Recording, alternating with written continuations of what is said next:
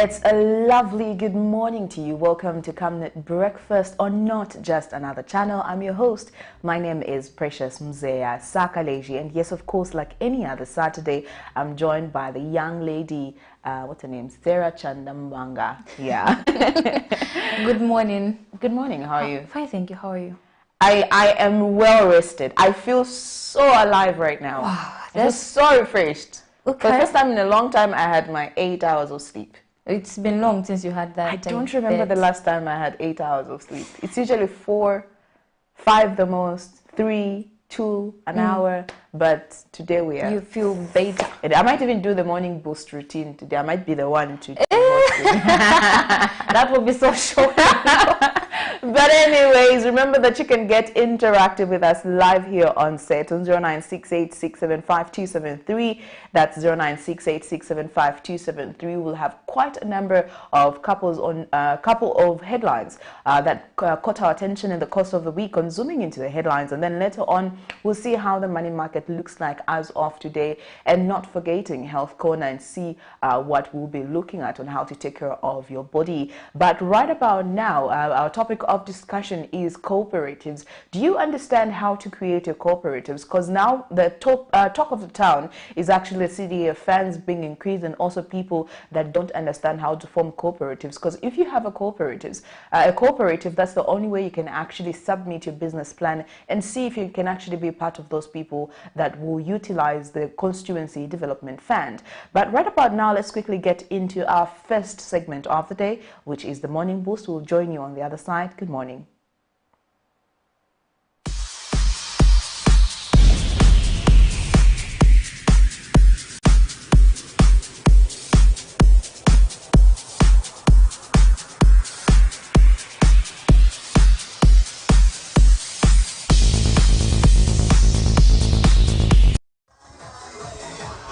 Good morning, viewers, and welcome to our morning boost.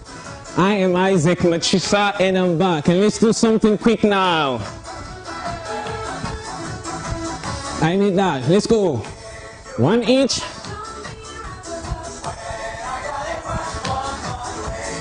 Just 5 minutes every morning. You're good to go. Let's go. 1 knee each.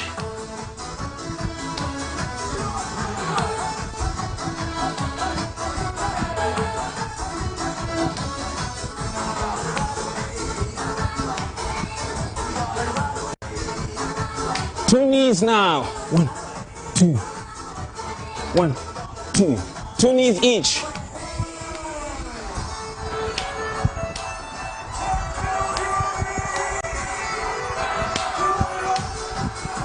Two each. 2.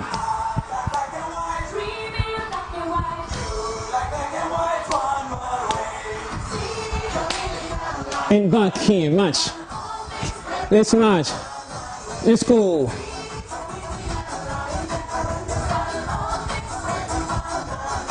Let's go.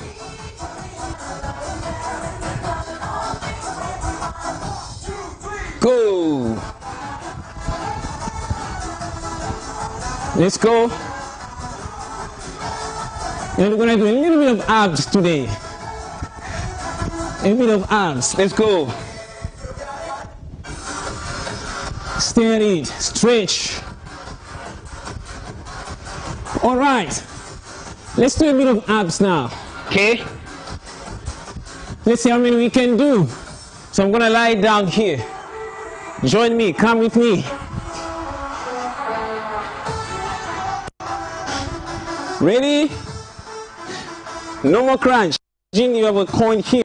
So you need to lift your head. Go.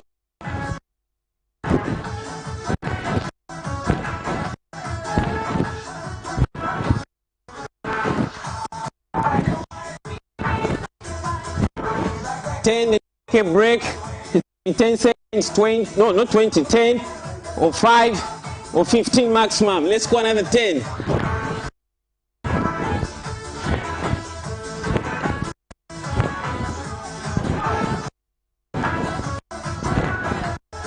Let's go.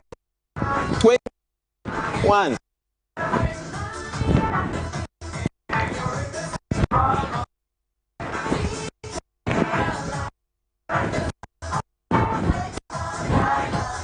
30. Okay, so let's do abs now. 1, 2, 3, 4.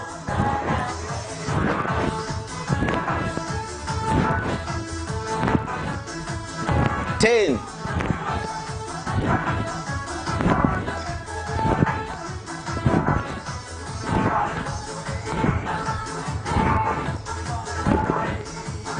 20.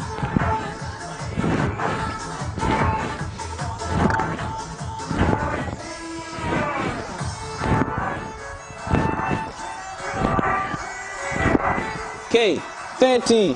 So remember, I need to be taking some breaks in between, but I need a straight 30. After 10 abs, take a 10 seconds break or 15. Let me give you my last 10. Let's go. 10, 9,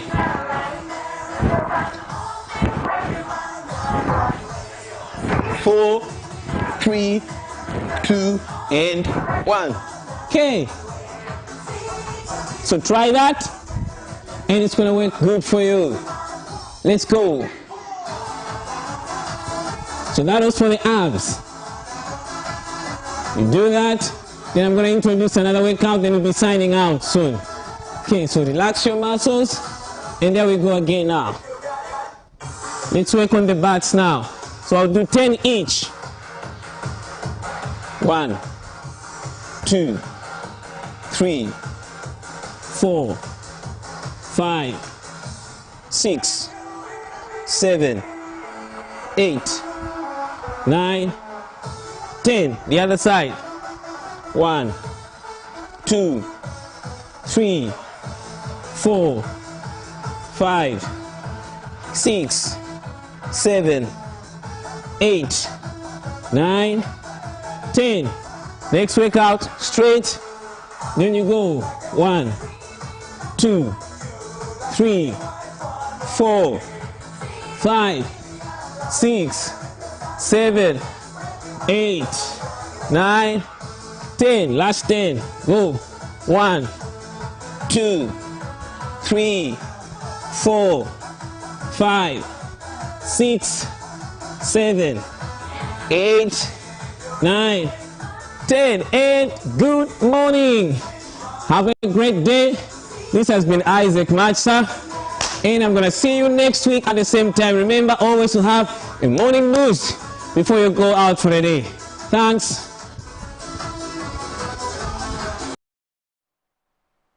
And there you have it. You know, we always say it's important to work out each and every day to keep your body healthy, and also to keep out from other diseases, right? Yeah. So Precious, we always wait. You mentioned to say Precious mentioned that she's going to do out some workouts, but to my surprise, she has. I said I might. I You didn't say might. I will. It was a maybe.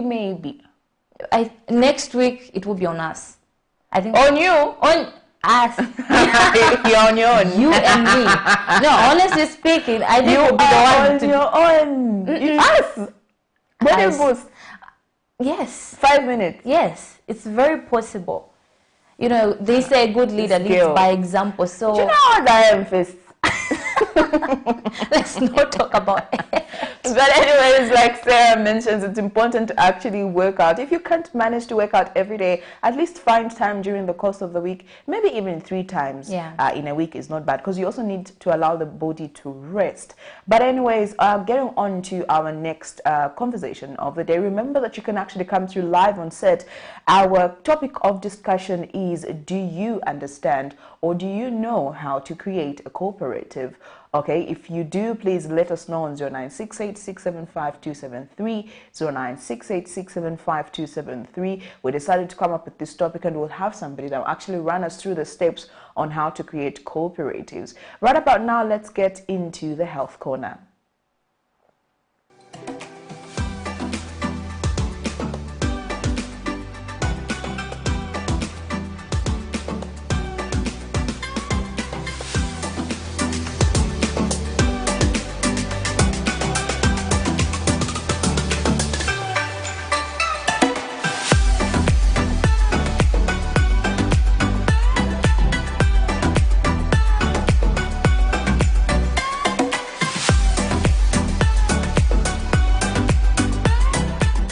morning, viewers, and welcome to today's episode of the Breakfast Show on Camnet. And on today's Health Corner, we'll be having a recap on cystic fibrosis and go through all the discussions that we've had starting from Monday up to today. My name is Salam Lenga, a medical doctor coming from the Medical Women's Association of Zambia and a pediatric registrar serving at the University Teaching Hospital's Children's Hospital. All throughout the week, we've been discussing a genetic condition known as cystic fibrosis, and we mentioned on the start of the show or the start of the week that May has been designated the Cystic Fibrosis Awareness Month internationally, where we raise awareness about cystic fibrosis and advocate for patients who have cystic fibrosis, an incurable disease or incurable condition that can be managed and can be diagnosed.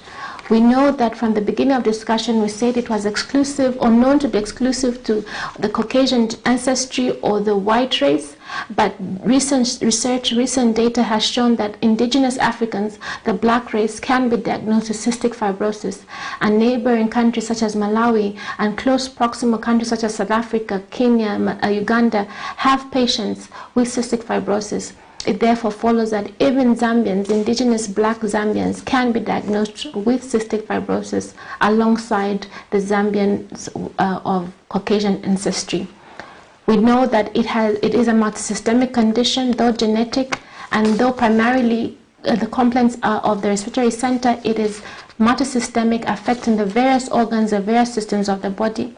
It can present at any stage of life, from the infancy all the way up into adult. Majority of the diagnosis has been made in infants between the first 6 to 8 months of life or in the first year, but has also been known to be diagnosed only in adulthood, with patients who've had this chronic lung infection or chronic repeated lung infections, chesty wet coughs, have had difficulties picking up weight and clearing their airways of this mucus, have been failing to thrive. We discussed the various symptoms of cystic fibrosis, how it can present in the neonatal stage, in the first few days of life, with what we call a meconium ileus, where the neonate who is born fails to pass the first stools of life, the dark stools that are normally expected of a neonate, but because of this viscoid mucoid obstruction in the gastrointestinal tract, they may not pass this stool, and therefore they are termed to have a meconium ileus and can end up being a surgical condition where this obstruction is only relieved with surgical intervention. We also discussed that children or adults who have complaints of recurrent chronic chest infections, and this chest compromise can then lead to cardiac compromise, leading to cardiac failure, what we called a cor pulmonale.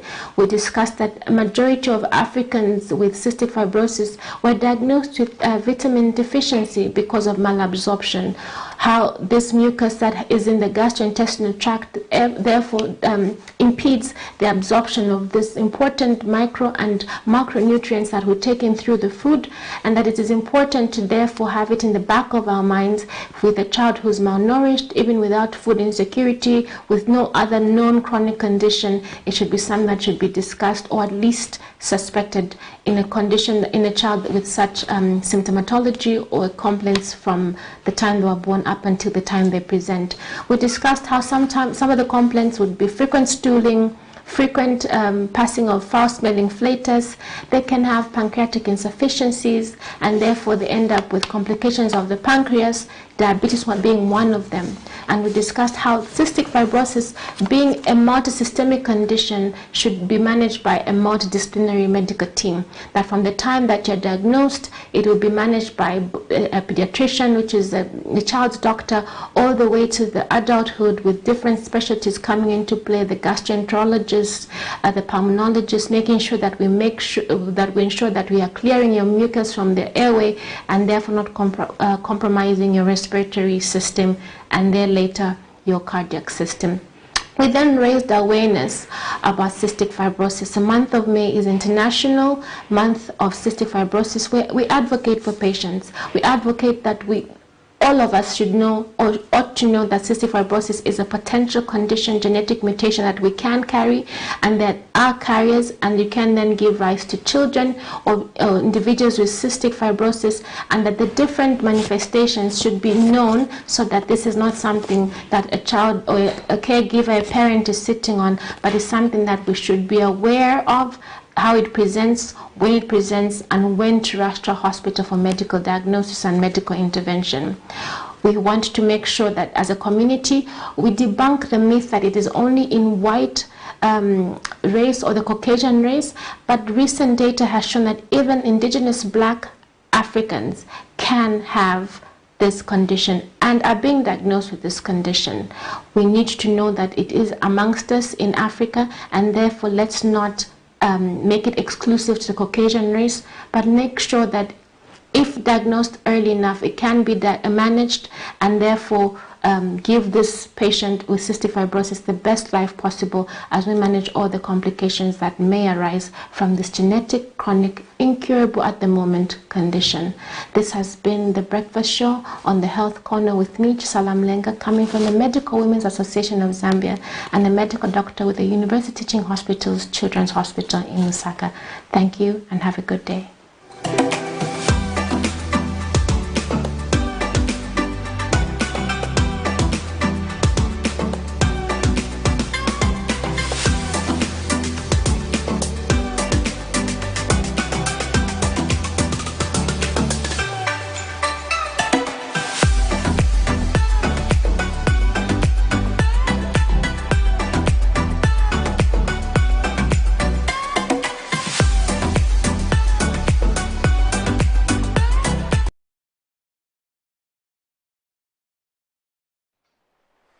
Well, that's quite interesting. I actually Definitely. was one of the people that thought cystic fibrosis is only certain diseases that can only be found in a certain race, and it's actually good that she's made it clear that even indigenous Black Africans can actually get the disease as well. Hope you have learnt one or two things on how you can prevent it, the dangers, and how worse it can actually get.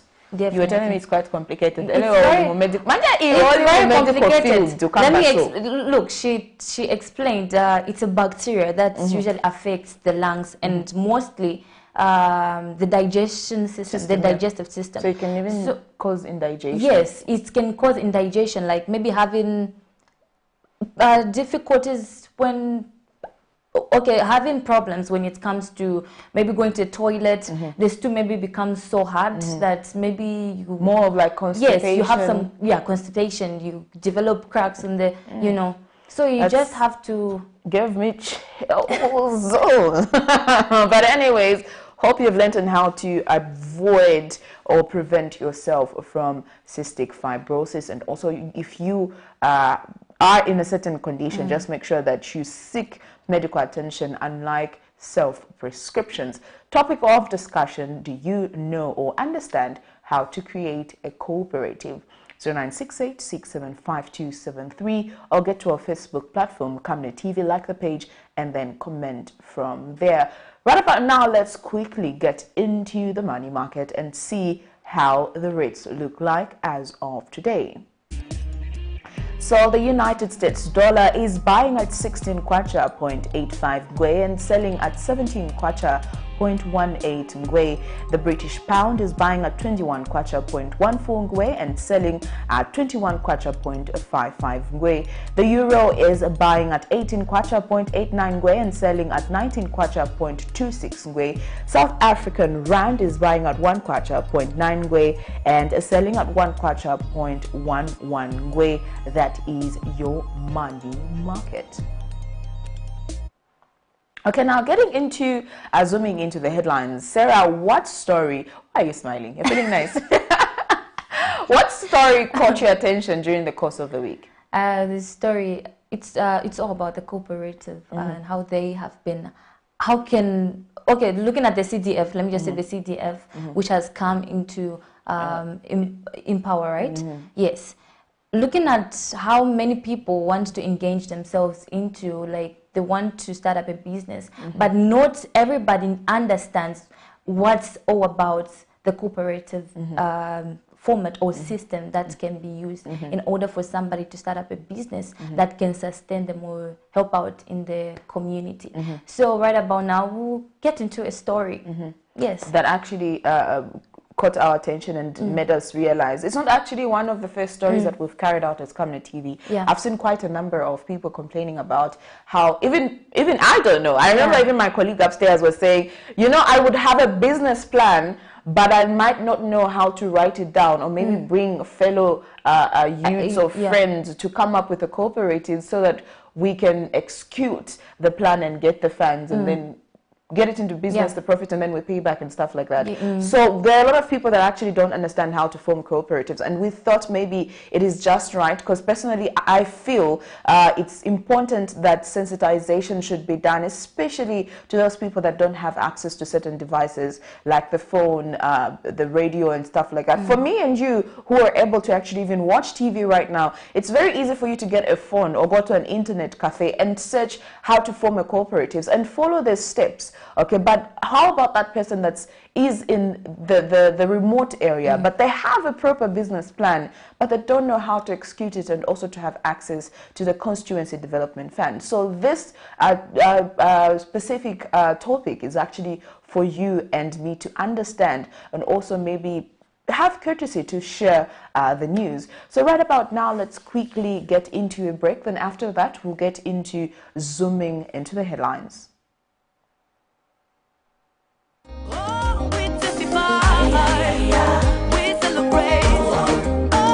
Hello, I'm Deborah Lukalu, all the way from South Africa. You are watching Camnet channel, not just another channel. God bless you. Stay tuned.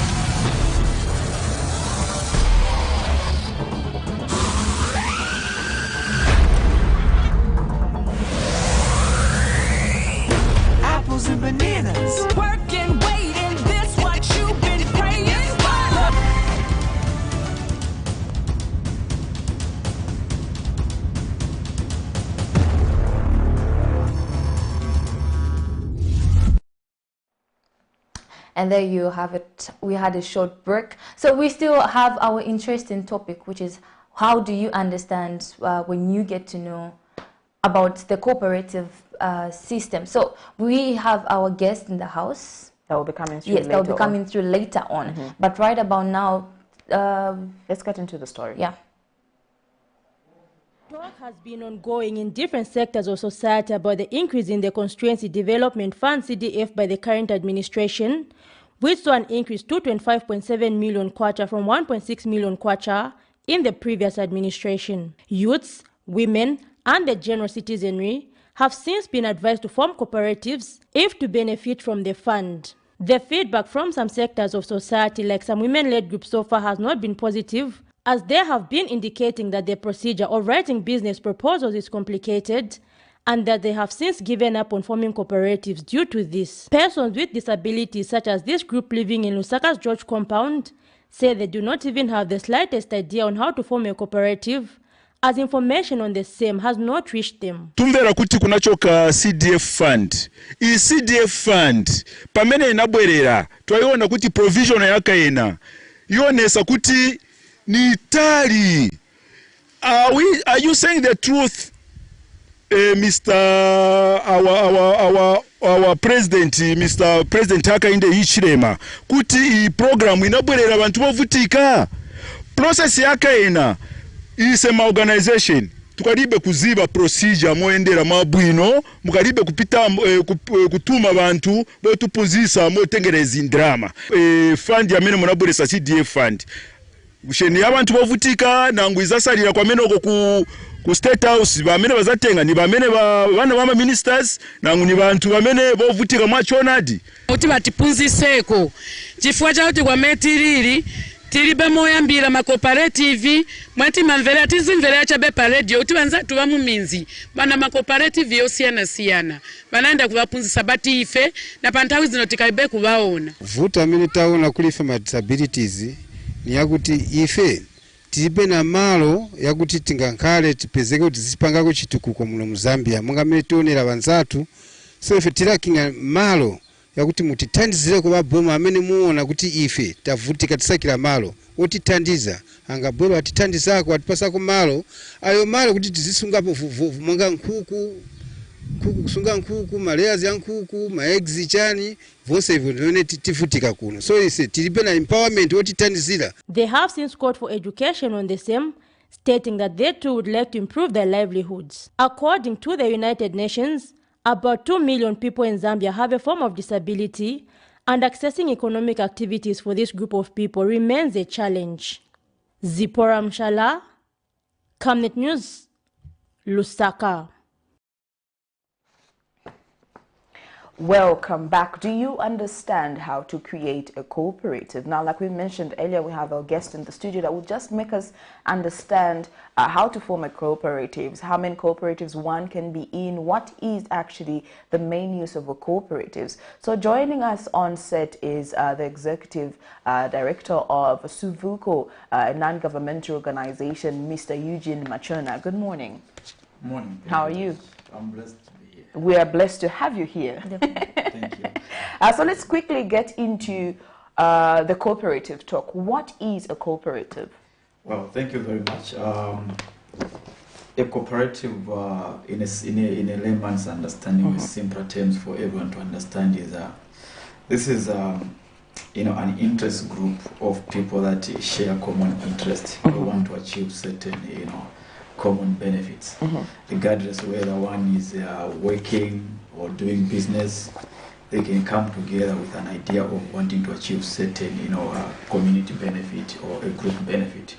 So when those people put their thoughts together or their ideas together, then that becomes one of the cooperative or an association, if you call it that way. So now let's quickly get into how can one be created? Well, it's simple. There are institutions that are mandated to regulate such formation. To start with, it starts with you as an individual, like what I said earlier. If you have an interest, maybe for example you want to achieve a certain benefit for the community that you feel you do want to work in joint with other people. You come together to sort of find this is where first you need to have the focus of what do you want to achieve in this group or program that you are coming up together. Maybe you want to go into fish farming, okay?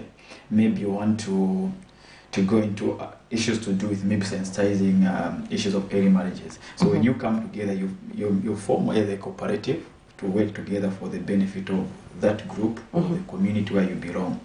Now, when you have shared the similar thoughts and you all agree to say we can work together, you now register that as a cooperative with either PACLA, others will register an association with registrar of, registrar of society.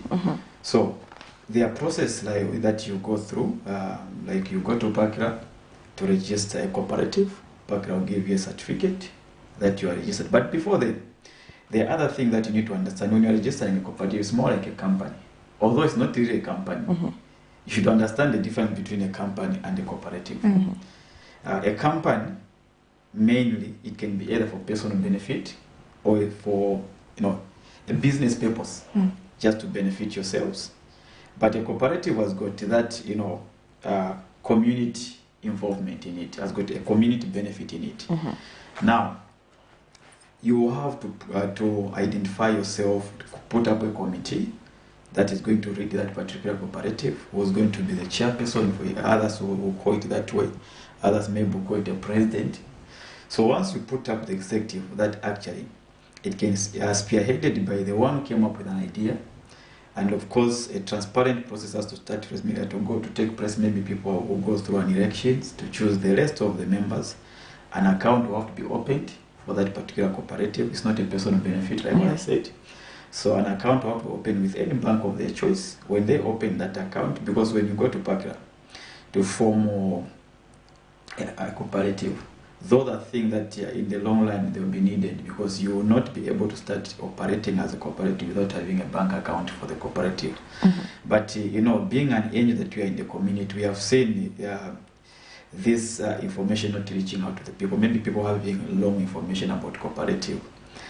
You find what they think when they hear about cooperative. Maybe I can start from the point where it has been, well spearheaded by politicians, but without giving proper information of what a cooperative is all about and why is government or why successful leaders or governments asking the general public to form cooperative. Today the misunderstanding out there is, if you want to benefit from the government of the day, form a cooperative. So they don't really understand what a cooperative is all about. They think if I'm not employed, the only way I can get some money is to form a cooperative. So you find people are forming cooperative without having a proper understanding of what are we getting into. So you see, though that successfully form a cooperative without having a proper understanding, likely though that succeed in getting empowerment, they end up dissolving their cooperative, because they think a cooperative is just a conduit that you use to get the money. Then afterward, now you can part ways, you can go on different ways. As a result, they end up failing to pay back that empowerment to the government, because there is no information that is given out to the general public. What we are seeing from every politician is you talk about youth empowerment, form cooperatives. You talk about business empowerment, form cooperatives. You talk about people in need of employment, form cooperatives. So it has become a song of the day where everything's about cooperative. Now when they're talking about cooperative, in the recent you find they're attaching it with the CDF. So people are having this misunderstanding about, so how do I access the CDF? Because trust me, in the new Dawn government, everyone, I think, in the community have known what CDF is all about, compared to the other past successful governments, because it has been, spearheaded, overemphasized, for that term, to a point where everyone, when they talk about, when they hear about CDF, they think this is the answer to all our problems in the community. You want to go to school, CDF. You want to start up a business, CDF. You want a road in your constituency, CDF. So it's like now CDF has become the answer to everything, to a point whereby people they are not having the understanding, and they are giving pressure now to to the light institutions that's supposed just to issue out a certificate, to start explaining and educating members of people of what a cooperative is all about. So you find they are curious because they are spending much time to explain on one person. Now, the much time that they're spending on one person, other people are complaining, thinking these people that are in office are not doing their job on time. When actually it's not even their duty to start explaining what a cooperative is all about. So you see, basically, this is what it is about a cooperative. Is even yourself the way you are here, you can be in a cooperative. It doesn't matter whether one individual or one person can be even more than 10, 15 cooperatives. There is no limit. As long as you are able to apportion your time when you are needed in each cooperative you are in. Other sometimes just nowadays, this technology that have come, you can just do a virtual meeting. You can even do WhatsApp kind of meeting. You don't even need to be in a physical place. Otherwise, you can also issue out your contribution, even when you're in England, wherever you are. What is important is your input. Your input in that cooperative. But you find mostly people that are now they are pushing themselves into this cooperative are just those that are not employed, thinking that's the only way we can benefit. So let me make it very clear to say, a cooperative is not an employment venture. A cooperative is not a company for personal benefit. It has got a group interest. And regardless of who starts an idea, it has to benefit each and everyone within the group and within the area where you belong. People have to see the benefit of that cooperative. The only thing that possibly, the message not being centered very well, I think they overemphasized by politicians or the new dawn government is welcome, but it should be also accompanied by explaining to the people what cooperatives are all about and how many cooperatives can one person be in, and how do they go about to access even empowerment, because forming a cooperative is another thing. Getting the empowerment is another thing. So people will form cooperatives. Then now, the next thing, they need to understand how to go about it, accessing the fund. Because it's not even cheap to form cooperatives. There's a lot that is involved. You don't just go to wake up one day. You don't just go to Parker and you just get a certificate for free. It's a process. Even just you to come together and start meeting, resources have to be spent. Someone has to sacrifice, or you need to contribute, all of you. You sacrifice to start having your meetings, get to agree who's going to be who, or secretary, treasurer, which bank are we. So there's a lot that is involved on the background. Even when they go now with the Parker, there are a lot of things that are also involved. Okay? And you will not have a cooperative without having a bank account. So you find again, you have gone to Parker, it won't come the same day, the certificate. There are procedures that you follow, maybe a week or so for your certificate to be out. You go to the bank. Again, they'll not give you, the bank account the same day. Even up to now, as you are talking, people have been talking, they have been having this process of going to the bank, opening a bank account for more than a month, more than 2 months. Today, if you heard previously, I think some weeks ago from the Minister of Finance, the CDF, which is meant to empower cooperative and other, programs for the first quarter, has been there has been the account for these constituencies, but it hasn't been utilized. It's just sitting there. So these are part of the challenges, because there's a raw turnout on people that apply, because when they apply minus having a Parker certificate, then that's not a cooperative. When they apply, even if they have got a Parker certificate without having a bank account, that's not complete. So there's a lot of procedures, and even when you talk about the empowerment itself, where people are rushing to form cooperatives, it's so detailed in a way that, people that are not really familiar with these long processes cannot even afford it. Even the learned people, they have got difficulties also in understanding and following up all these processes they have put in place. There's just too much, to follow. Too much process involved, and also some of them, they are very technical in a sense that it disqualifies other people. You understand? You are here in town. It's easier for you to go to any bank and open an account. Talk about the person in the rural area. Here is someone that have never even in the first place understood on the head about cooperatives. Then you tell them, if you want to access CDF from a cooperative back in the rural area, where do they start from? You understand? So you find you are disadvantaging people that they're supposed to have the first input in all of the developmental projects you're talking about. So to start with, there are a lot of people that have been rushing to form cooperatives. Others, they have successfully formed cooperatives, but having challenges now to understand the CDF process. Others are still in the queue of how do I go about to form a cooperative? It's simple, like what I said. It's an idea that you start. It's more like starting up an NGO. Always an idea started by one person. I'll start an idea, just like marriage. You understand? You not just bump or meet each other and we're getting married today. We're getting married today. They say, what are you having? I don't know you. Sure. So you start by first explain to that person the interest you have in that person and how far that interest you'd want to go. It's the same about cooperative. You don't just meet people, guys, can we come together and form and they'll ask you, what is this for? So you need to make them understand. So you know what? There's a look at in a community. This thing we can do them as a community. You don't need government always in everything. We can actually patch potholes. You bring an idea. People, I think this is a good thing. How do you go about it? I think it's before 5 of us. Oh, how are we going to be called? Let's find a name.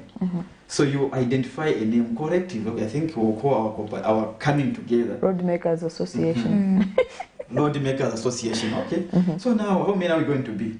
I think we can be 50. But why 50?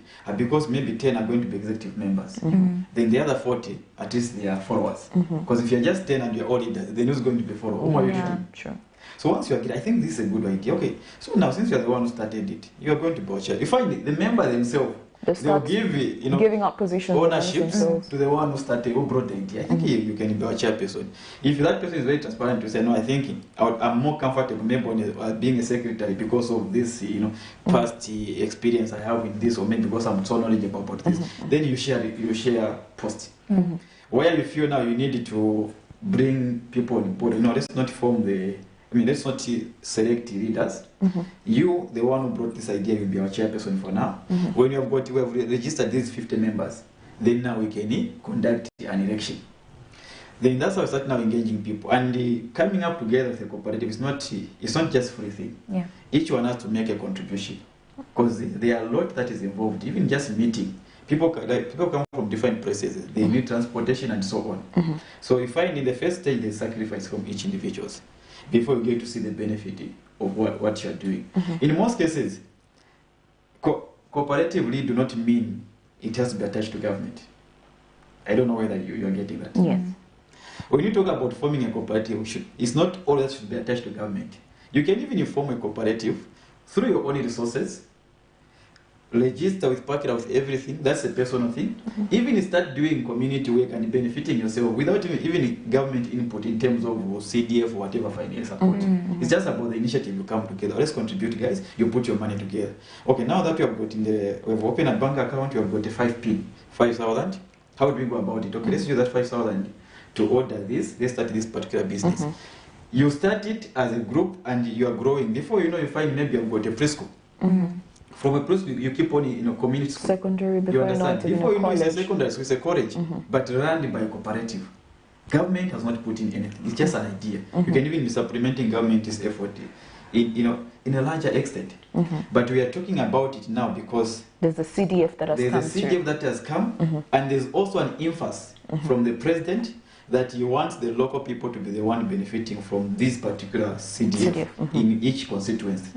When you talk about local, it means if you are based in the Munari constituency, you should benefit from the CDF for Munari. You don't benefit from the CDF for Central, Lusaka Central. So meaning you are not a local now in Lusaka Central, you are a local person in Munari. But now, the challenges is coming because those local people are supposed to be part and parcel. They are not having the information of what a cooperative is all about and also how to go about this CDF. So as a result now, we are in the second quarter and the first quarter of the CDF is not utilized. It's very much clear, but I would love you just tell us the two important things of somebody to join up the cooperative team. Yeah. Well, thank you very much. You're welcome. Everything is biblical. I like that I'm on a Christian TV station. Everything is biblical. Even when you look at how we are created, God knew very well that actually you don't need one eye, you need two. Yeah. So everything is in pair. Because He knows to say one finger cannot help you. You need the help of the other. So this is how important the cooperative is all about. You can't do everything by yourself. We all depend on one another. What I know, it will benefit you. What you know, it will benefit me. No one is an island. So when you work together, you actually, I don't know the term we use, when you walk alone, you walk fast, but when you walk together, you walk far. So it's the same thing. When you are a cooperative, you give responsibility. Listen, this is why, let me just give you examples so that you understand the cooperative very well. Are you seeing what is happening in the agriculture sector? Talk about the supplying of farm produce to chain stores. Yes. Zambia has been lagging behind to supply even the very chain stores we have in our country. You know why? It's because people do not embrace the cooperative initiative. In whatever that Zambian do, most 3/4 of us, we have got that sole trade kind of ownership. We feel so comfortable to be called to say, Mr. Machona owns this, and everyone give credit to you. It will not take, because what happened when I'm sick, I'm not able to do what I do. Then to be on standby. So be on standby. This is why you find, even in the agriculture sector, only a cooperative can sustain a chain store. I'm coming from a background where I've been a union president. You find farmers will come in their individual capacity, wanting to supply a chain store. And you ask them to say, how much amount of farm produce do you have for carrot or whatever you're talking about? Just because they are looking at that farm of theirs and they will say, no, actually I've got a lot I can supply. Then you tell them, these chain store, the way they work, you need to get into a contract and need to supply them maybe for 1 year. Consistently. And they'll say, no, what I have, if I just bring just for a month. No, even just for a day to finish, because these are big things. It means you are looking at it as an individual. Short term.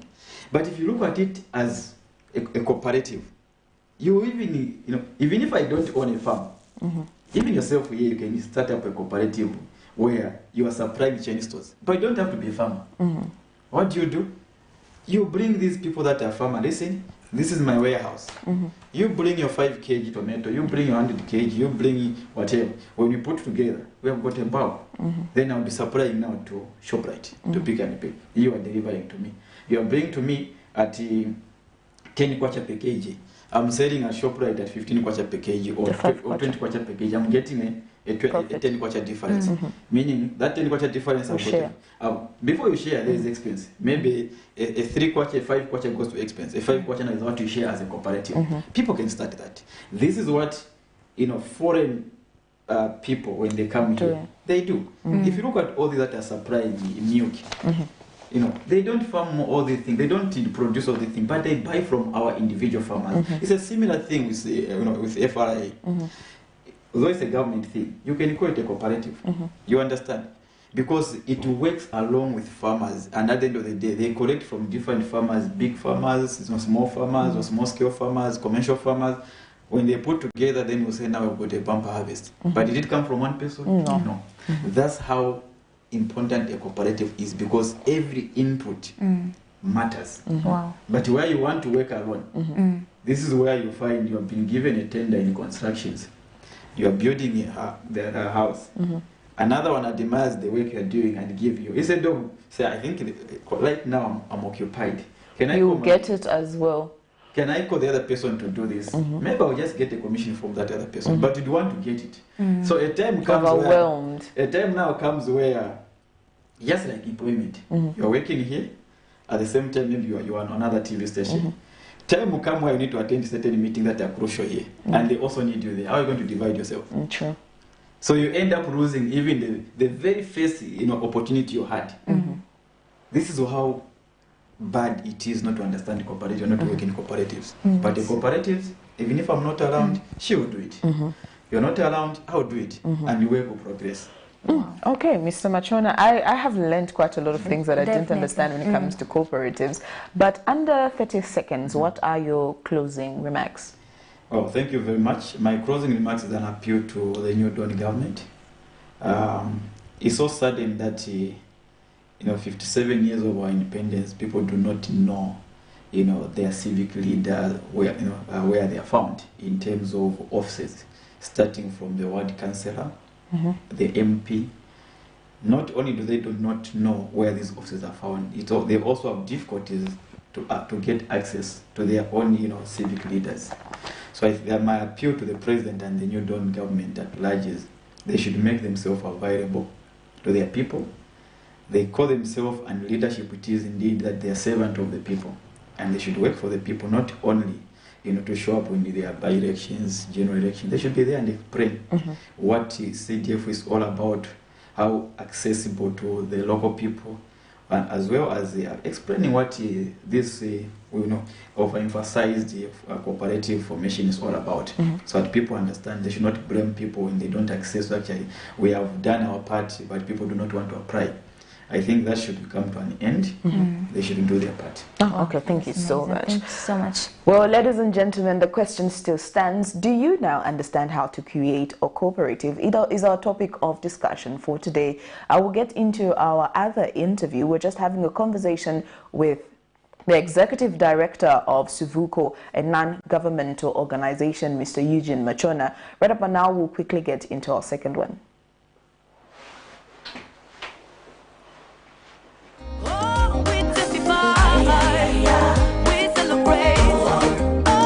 Hello, I'm Deborah Lukalu, all the way from South Africa. You are watching Camnet channel, not just another channel. God bless you. Stay tuned.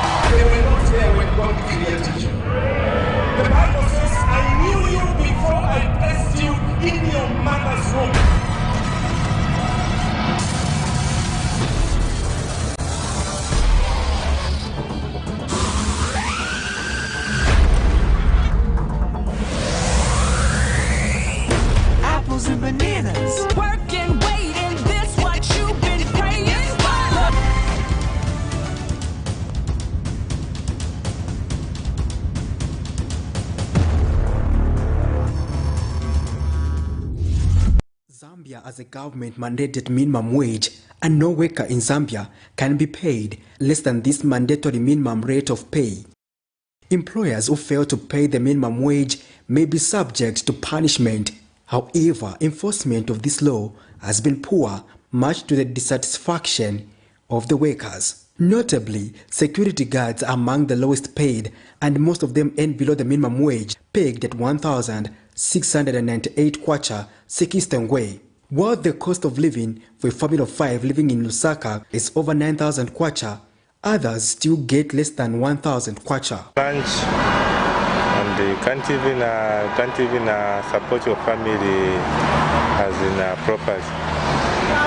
So maybe the government can also come with a policy of somehow assisting us as well as they are doing to our fellow colleagues.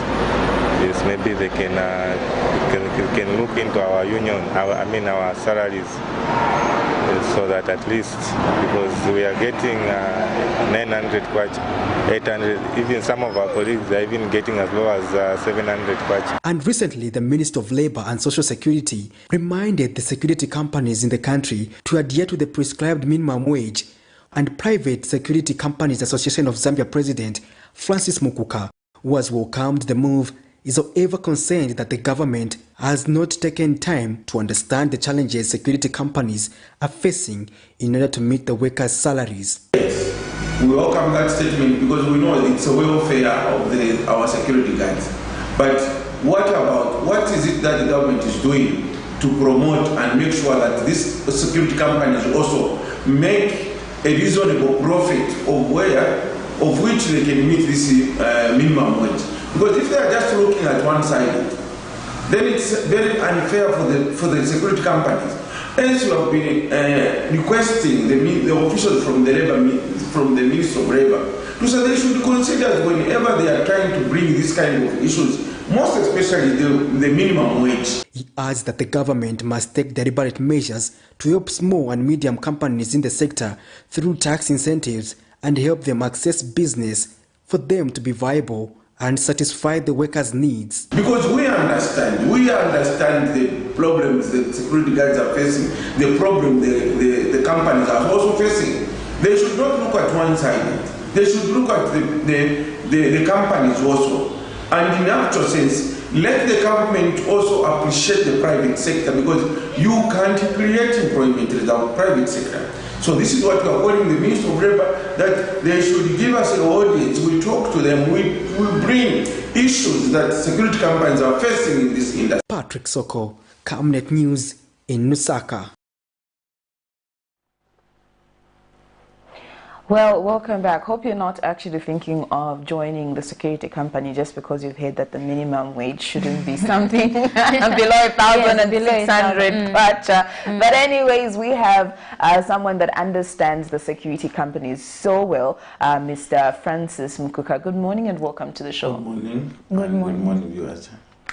Just from the clip that we are from watching, you mentioned that you welcome the move by government where they have emphasized that the security guards shouldn't get something lower than 1,600 kwacha. My question comes in, do you think that these private security companies will actually manage? I may say other companies they can manage, and majority they can't manage, because if you look at 1,600, there are these companies that are just coming now on board who are charging less than 1,600 as a payment from their clients, so they can't. It's simple. The reason why majority can't manage it's the poor environment of doing private security business in this country, because we don't have a fair playing ground for security companies, most especially for locals, because us Zambians, including the corporate world in this country, we have that attitude to think foreigners can do better than us. I think it's high time that we should think that we locals, we can do even better than the foreigners. If we can have foreigners doing business in this country, I think we can also do. The simple reason why we have found so many foreigners doing business and think they are doing fine, because from where they are coming from, the government supports them, because there are deliberate policies to support business people who want to do business there in their country or outside their country. Yes. So now you being actually the president of Private Security Companies Association of Zambia, what are some of the challenges that these companies have? A lot. As I've mentioned, the fair playing ground, we don't have a fair playing ground. The challenges that security companies have got here is, one, there's no deliberate policy the government has placed in place. All this past government where they can assist small-scale business people to grow their businesses. Then you find that if you want to have a business with ZLI, recently there is a tender that came out recently that they want to a security service provider at ZLI. Now look at the condition for someone who has been in business for 2 or 3 years. They want someone who has a contract, similar contract like ZLI, where you can get 13 point something billion odd calories, and you have to have a fleet of vehicles more than 15. Seriously, how do you have that kind of capital when you are just starting? Because believe me, even that company that is currently providing services at ZLI, they didn't start it at big rate. They at a point they started as small. So we need policies that can support the small scale businesses. We have heard from the New Dawn government that there is a ministry of small and big scale industries. I don't think they are. It's working, because talking and bringing policies on the table and doing it practically is totally different. So if they have created this ministry, have they involved the small scale business people? Have they also involved the bigger? Nothing. We have tried to write letters to this ministry so that we can have audience and tell them the challenges and how to go about in assisting these small business people. So we know that people love to experiment, and now that there's this news that has come out that a security guard shouldn't get something more than less than 1,600 kwacha. So now people would want to explore and form a security company just because they've heard that, and maybe they might think they have the resources. Yet you find if these people that just wake up one day form these security companies, you find the officers are not even properly oriented, and then which brings a bad name to the security companies. What do you think can be done to actually bring sanity to these companies? Yeah, that's a very important question. The reason why we are to come up with this private security association is those are one of the reasons. We have a mushrooming of security companies in this country. We have security companies that they don't even have offices. We have security companies that they don't even pay tax. All they know is to go to Parkland and register, and they can even buy overalls, they put the guards and this stuff. And also, clients also, they want to look at the quality of the service this company will provide. They would get a company that will offer them to talk, fine, me I can provide, if I can work at a company or a residential to say, my security guard, I can put a guard for night guard here, I'll get 3,500 per month. And this guy comes in from maybe Bowling, no offices at all. He has just 5 guards. He said, oh, me, I can offer the same services at 800. And the client will get, not trying to figure out how much is he going to pay the guard? How much is he going to pay for other logistics like uniforms and so forth? And transport. Yes. Do they even have to take time to know where the offices are? How would you entrust someone with your huge property or investment where you don't even know the offices are. So now we thought of coming up with this association to bring order and sanity in the security industry. We know it's a task for the government, but we thought government have a lot of things to do. Let's come up with an association. We formed an association, I think, in 2017 under the Ministry of Home Affairs, the Department of Registrar of Society. And we went through all the normal channels. The reason was to bring sanity in the industry. How do we bring sanity in the industry? We have a situation where we can't function as we planned as an association because we need a backup of law. So who gives this law? It's the government that has been reluctant from the previous regime up to A. As I'm talking to you right now, 2 days ago we delivered a letter to the Minister of Justice, Minister of Home Affairs, including the Inspector General of Police, to say we want the SI. Actually, the letter went through to State House.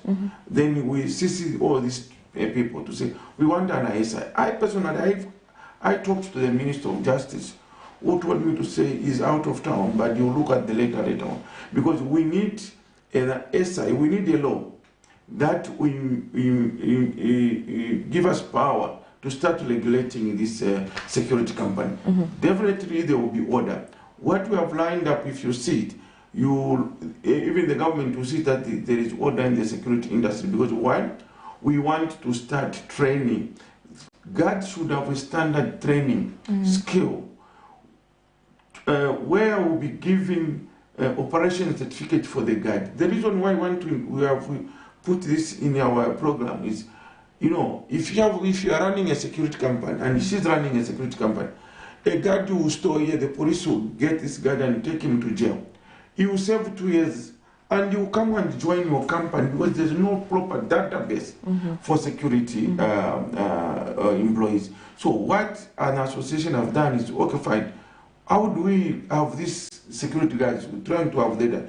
So we have put in line where we introduce a operation card for security guards. A guard for the guard to go and look for employment will not just go there and say, no, no. 3 years. No. We'll look, if you want a driver, we'll say, oh, you're a driver, yes, fine, okay, fine. Before you take the driver for a road test, you want to have a driving license. That's what we'll be doing. Okay, you're a okay, whoever wants to recruit a security guard, neither personal guard, security guard, but he has to have an operation certificate, valid for a year.